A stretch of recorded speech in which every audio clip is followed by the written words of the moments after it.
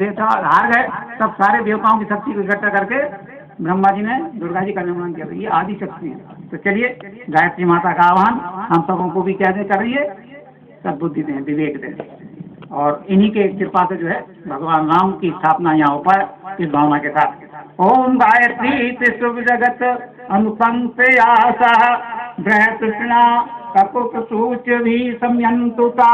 ओम गायत्री नमः आवाहयामि स्थाप्यामि ध्यायामि। अब शिक्षा की देवी सरस्वती का आह्वान।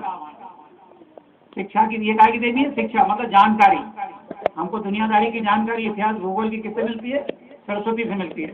बगैर इसके भी काम नहीं चलता है। आजकल जितनी भी टेक्नोलॉजी चलती है वो क्या है?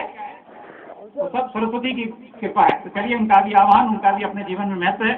ओम पावकादा सरस्वती वाजे भीर बाजनीवती यज्ञम वसुधिया वसु।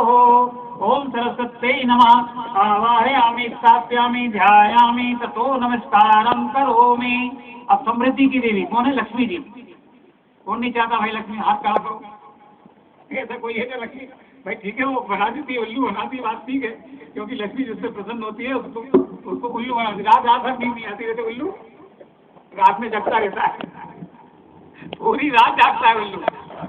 पर बगैर लक्ष्मी के काम नहीं चल सकता दुनिया के अंदर, बगैर उसके नहीं चल सकता भाई। हर एक को लक्ष्मी की, पैसे की आवश्यकता पड़ती है, समृद्धि की आवश्यकता पड़ती है, इसलिए लक्ष्मी का भी आह्वान जरूरी है।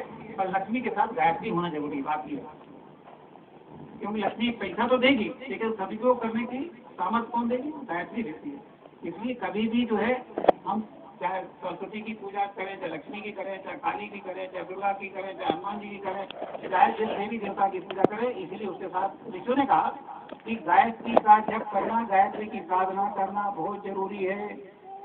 हनुमान जी बल के देवता है, आपको बल दे दिया तो वो आदमी क्या करेगा? बुद्धि नहीं है तो लोगों को मारेगा, पीटेगा, ठोकेगा और क्या करेगा?